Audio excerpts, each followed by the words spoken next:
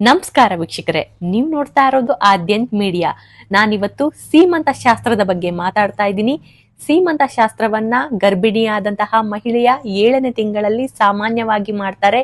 ಆಕೆಗೆ ಬಳೆ, ಹೂವು, ಸೀರೆಯನ್ನ ಕೊಟ್ಟು ಆಕೆಗೆ ಇಷ್ಟವಾದಂತಹ ತಿಂಡಿ ತಿನಿಸುಗಳನ್ನ ತಿನ್ನಿಸಿ ಆಕೆಗೆ ಆಶೀರ್ವಾದವನ್ನ ಮಾಡ್ತಾರೆ.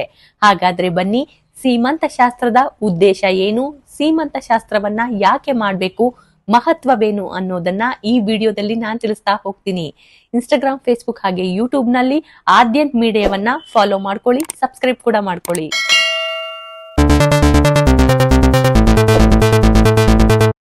ನಮ್ಮ ಹಿಂದೂ ಧರ್ಮದಲ್ಲಿ ಅನುಸರಿಸುವಂತಹ 16 ಪ್ರಮುಖ ಸಂಸ್ಕಾರಗಳಲ್ಲಿ ಸೀಮಂತ ಸಂಸ್ಕಾರವು ಒಂದಾಗಿದೆ.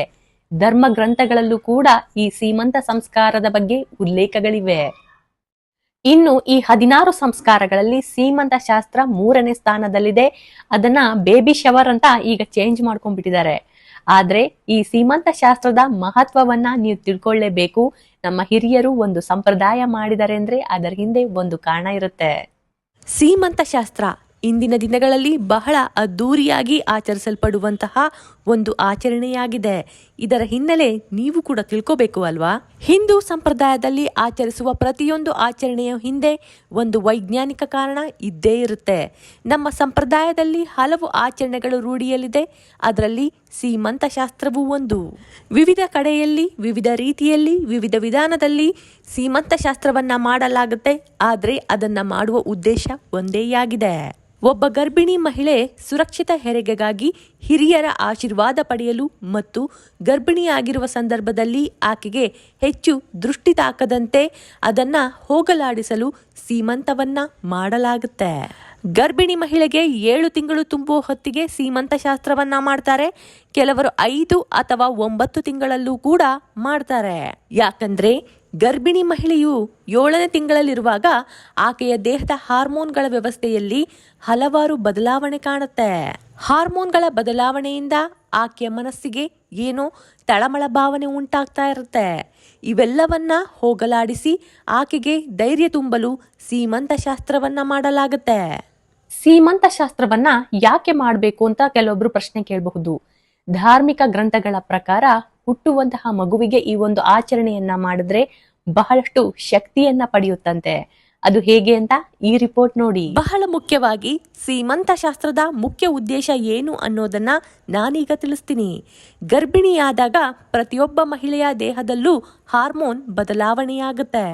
ಇದರಿಂದ ಆಕೆಯ ಸುತ್ತ ಬಹಳಷ್ಟು ನೆಗೆಟಿವ್ ಥಾಟ್ಸ್ಗಳೇ ಇರುತ್ತೆ. ಇದರಿಂದ ಕೆಲವೊಮ್ಮೆ ಗರ್ಭಿಣಿ ಮಹಿಳೆ ಖಿನ್ನತೆಗೆ ಜಾರುವ ಸಾಧ್ಯತೆನೂ ಇರುತ್ತೆ.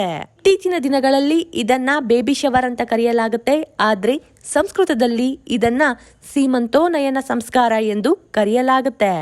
ಈ ಸಂಸ್ಕಾರವನ್ನ ಮಾಡೋ ಮೊದಲು ಗರ್ಭ ಧರಿಸಿದ ದಿನಗಳನ್ನ ಲೆಕ್ಕ ಹಾಕಿ ಸೀಮಂತ ಕಾರ್ಯವನ್ನ ಮಾಡಲಾಗುತ್ತೆ.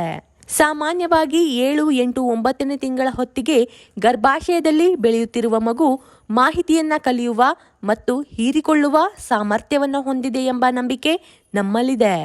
ಆದ್ರಿಂದ ಈ ಸಮಯದಲ್ಲಿ ಒಳ್ಳೆ ಆಲೋಚನೆಗಳನ್ನೇ ಮಾಡಬೇಕು ಅಂತ ದೊಡ್ಡೋರು ಹೇಳ್ತಾರೆ. ಸೀಮಂತ ಶಾಸ್ತ್ರವನ್ನ ಮಾಡೋದ್ರಿಂದ ಗರ್ಭದೊಳಗಿರುವಂತಹ ಮಗು ಆರೋಗ್ಯವಾಗಿರುತ್ತೆ. ಈ ಸಂದರ್ಭದಲ್ಲಿ ತಾಯಿ ತನ್ನ ಸುತ್ತಮುತ್ತಲಿನ ಪರಿಸರದಿಂದ ಏನನ್ನು ಪಡಿತಾಳೋ ಅದನ್ನ ಗರ್ಭದಲ್ಲಿರುವಂತಹ ಮಗು ಕೂಡ ಪಡೆದುಕೊಳ್ಳುತ್ತಂತೆ. ನಮ್ಮ ಹಿಂದೂ ಧರ್ಮ ಗ್ರಂಥಗಳಲ್ಲಿ, ಪುರಾಣಗಳಲ್ಲಿ ಹುಟ್ಟುವ ಮಗು ಗರ್ಭದಲ್ಲೇ ಜ್ಞಾನವನ್ನ ಪಡೆದಿರುವ ಬಗ್ಗೆ ಉಲ್ಲೇಖವಿದೆ. ಸೀಮಂತ ಆಚರಣೆ ಗರ್ಭಧಾರಣೆಯ 7, 8, 9 ತಿಂಗಳಲ್ಲಿ ನಡೆಯುತ್ತೆ.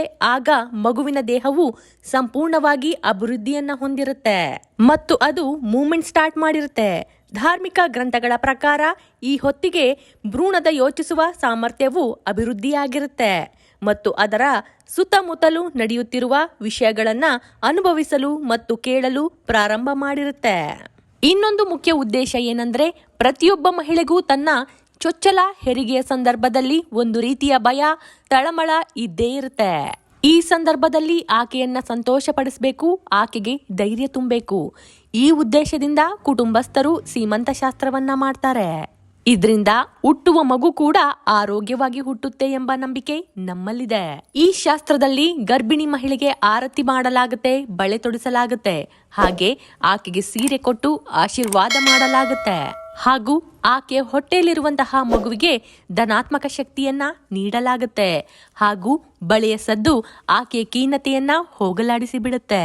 ಜೊತೆಗೆ ಸೀಮಂತದಲ್ಲಿ ತೊಡುವಂತಹ ಹಸಿರು ಸೀರೆ ಬಳೆ ಸಮೃದ್ಧಿ ಮತ್ತು ಸಂತೋಷದ ಸಂಕೇತ.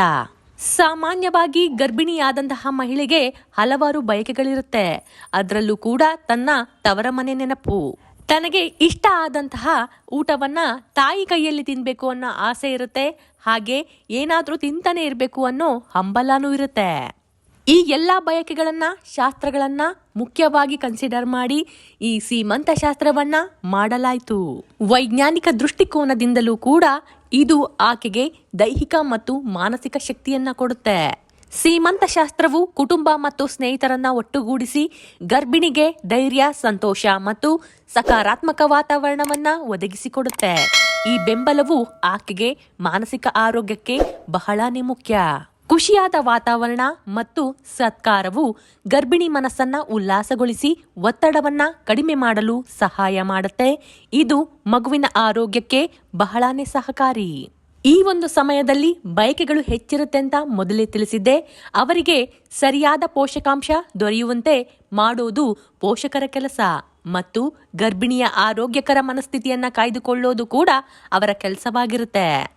ಕೆಲವು ಪ್ರಾಚೀನ ಗ್ರಂಥಗಳ ಪ್ರಕಾರ ಗರ್ಭಿಣಿ ಬಯಕೆಯನ್ನ ತೃಪ್ತಿಪಡಿಸೋದ್ರಿಂದ ಭ್ರೂಣದ ಆರೋಗ್ಯಕರ ಬೆಳವಣಿಗೆ ಮತ್ತು ಗರ್ಭಪಾತವನ್ನ ತಡೆಯಲು ಸಹಾಯ ಮಾಡುತ್ತಂತೆ.